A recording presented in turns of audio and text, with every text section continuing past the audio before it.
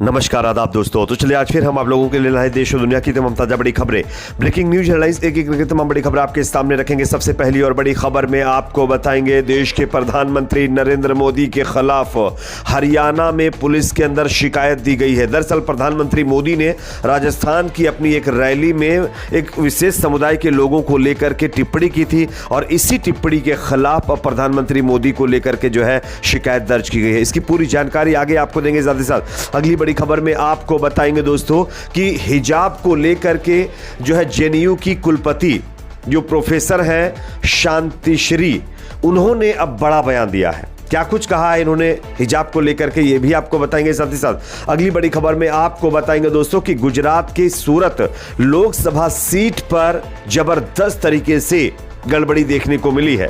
यहां पर एक बीजेपी के नेता का बहुत बड़ा कबूलनामा देखने को मिला है। बीजेपी के नेता ने अपने कबूलनामे में जो बातें कही हैं वो चौंकाने वाली हैं। आगे हम आपको इस पर भी जानकारी देंगे। साथ ही साथ अगली बड़ी खबर में आपको बताएंगे दोस्तों कि हरियाणा से ही एक और बड़ी खबर है जहां पर बीजेपी के उम्मीदवारों के खिलाफ वहां के किसान और जो हरियाणा की जनता खुल करके सड़कों पर आ गई है। यहां पर हरियाणा में बीजेपी उम्मीदवार के कार्यक्रम में जबरदस्त बवाल हुआ है, हाथापाई हुई है। किस तरीके से, आगे हम आपको इसकी तस्वीरें भी दिखाएंगे। साथ ही साथ अगली बड़ी खबर में आपको बताएंगे दोस्तों कि हमास और गाजा के लिए अच्छी खबर सामने आ रही है। इजराइल और हमास के बीच जिस तरीके से गाजा पट्टी में लगातार मुकाबला चल रहा है, इसी बीच एक और देश ने अब फलस्तीन को रिकॉग्नाइज कर दिया है। कौन सा ये देश है, आगे इसकी भी जानकारी देंगे। साथ ही साथ अगली बड़ी खबर में आपको बताएंगे दोस्तों कुरान को लेकर के रशिया के राष्ट्रपति व्लादिमीर पुतिन का बड़ा बयान सामने आया है। व्लादिमीर पुतिन ने कुरान पाक को लेकर जो बयान दिया है वो अपने आप में काफ़ी अच्छा है। आगे इनके बयान को भी सुनाएंगे। साथ ही साथ अगली बड़ी खबर में आपको बताएंगे दोस्तों हिजबुल्लाह को इजरायली आर्मी पर बड़ी कामयाबी मिल गई है। हिजबुल्लाह ने इजराइल का सबसे ज़्यादा सुरक्षा कवच माना जाने वाला हथियार डिस्ट्रॉय कर दिया है। आगे इस पर भी अपडेट देंगे। उससे पहले अगर आप भी चाहते हैं दोस्तों कि लोकसभा चुनाव 2024 निष्पक्ष तरीके से होना चाहिए तो कमेंट सेक्शन में अपना फीडबैक जरूर दीजिए। वीडियो को ज़्यादा से ज़्यादा लाइक करिए, शेयर करिए, चैनल पर नए तो सब्सक्राइब जरूर कर लीजिए। बात करेंगे पहली और बड़ी खबर की। जैसा कि आप जानते हैं प्रधानमंत्री मोदी ने जो है राजस्थान के अंदर अपने एक बयान में मुसलमानों को लेकर के कुछ ऐसी बातें कह दी थी जिससे देश के अंदर लगातार बहस चालू है। लेकिन इसी बीच अब प्रधानमंत्री मोदी के खिलाफ हिसार पुलिस थाने में शिकायत दर्ज की गई है। खबर आ रही है कि हिसार थाना के जो एसएचओ हैं उन्होंने प्रधानमंत्री मोदी के खिलाफ दी गई इस शिकायत को एक्सेप्ट भी कर लिया है। मैं आपको स्क्रीन पर खबर दिखा रहा हूं, आप देख सकते हैं दोस्तों। हरियाणा के हिसार में प्रधानमंत्री मोदी के खिलाफ सिटी थाने में शिकायत दी गई है। शिकायत में कहा गया है कि प्रधानमंत्री मोदी ने समुदाय विशेष के खिलाफ नफरती व भड़काऊ भाषण दिया है, इसलिए उनके खिलाफ कानूनी कार्रवाई की जाए। सिटी थाना पुलिस ने प्रधानमंत्री के खिलाफ शिकायत स्वीकार कर ली है। शिकायतकर्ता प्रशांत कुमार ने बताया है कि हम लोग हिसार के एक पार्क में बैठे हुए थे, वहीं मोबाइल में कुछ देख रहे थे और तभी प्रधानमंत्री मोदी का भाषण सुना। भाषण सुनने के बाद हम लोग परेशान हो गए, चौंक गए, क्योंकि देश का प्रधानमंत्री अगर इस तरीके की भाषा का इस्तेमाल वो भी समुदाय विशेष के लोगों के खिलाफ करेगा तो सोचिए हमारे देश का एकता भाईचारा कहां तक बना रहेगा।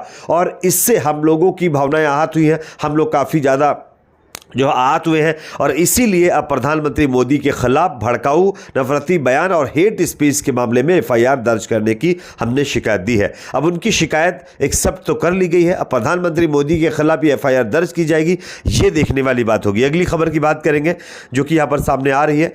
हिजाब को लेकर के जेएनयू यूनिवर्सिटी की कुलपति शांतिश्री डी पंडित ने एक बड़ा बयान दिया है। मैं आपको खबर दिखा रहा हूं, आप देख सकते हैं। जेएनयू की कुलपति शांतिश्री ने हिजाब का अब समर्थन कर दिया है। उन्होंने कहा है कि मैं ड्रेस कोड के खिलाफ हूं।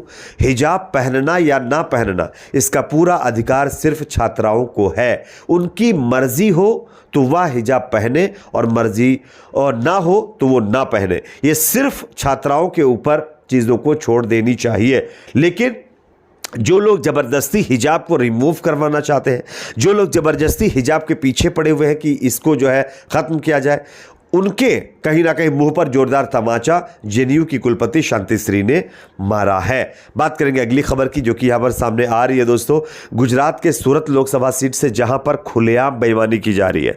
आप इस खबर को देखिए। भाजपा के महासचिव जो गुजरात के हैं, उन्होंने ये माना है कि पार्टी यानी बीजेपी के नेताओं ने निर्दलीय प्रत्याशियों से नाम वापस लेने के लिए उन पर दबाव बनाया था। अब आप सोचिए कि बीजेपी खुलेआम किस तरीके से दादागिरी कर रही है, किस तरीके से खुलेआम जो है जो विपक्षी पार्टी के नेता हैं, कैंडिडेट्स हैं, उन पर प्रेशर बनवा करके उनके नामांकन वापस करवा रही है। और इसका खुद कबूलनामा भाजपा के महासचिव ने एक मीडिया के अंदर दिया है।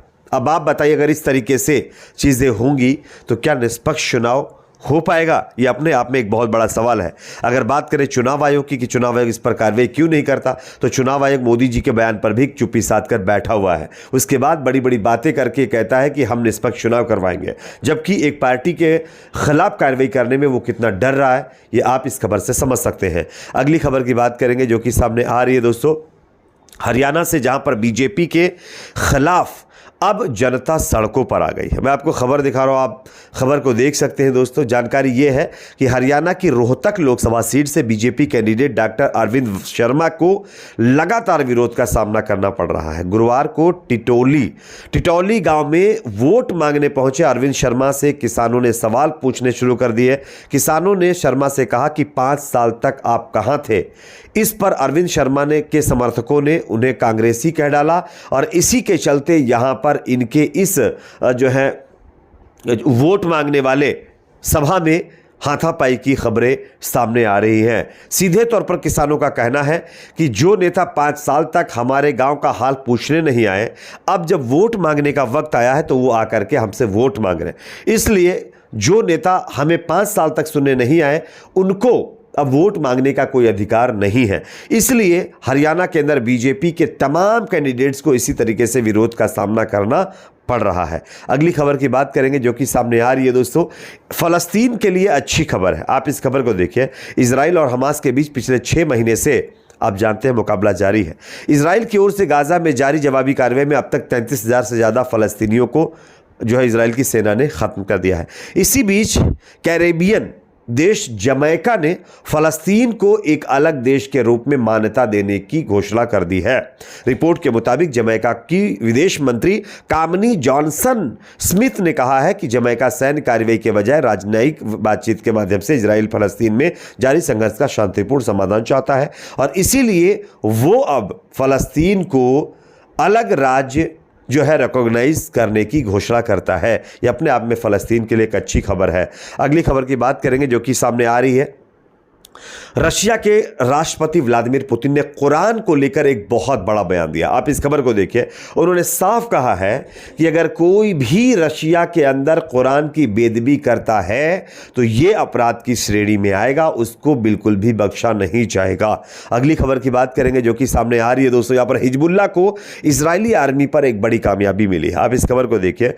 हिजबुल्लाह ने इजराइल का हार्मीस ड्रोन, जो इजराइल का सुरक्षा कवच माना जाता है, सबसे मजबूत हथियार माना जाता है, उसको डिस्ट्रॉय कर दिया है।